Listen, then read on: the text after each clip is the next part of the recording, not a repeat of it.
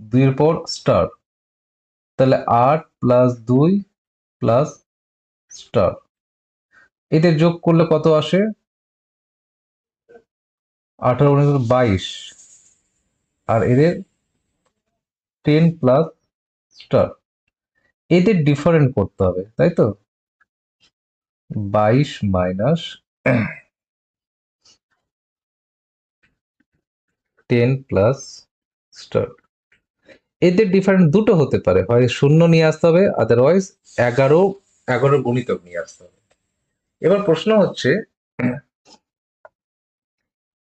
শূন্য তো হবে না, কারণ এই স্টারের জায়গায় কি বসালে শূন্য আসবে?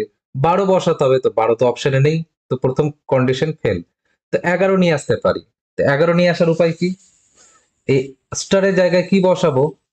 আমি যদি স্টারের জায়গায় 1 বসাই, তাহলে 10 প্লাস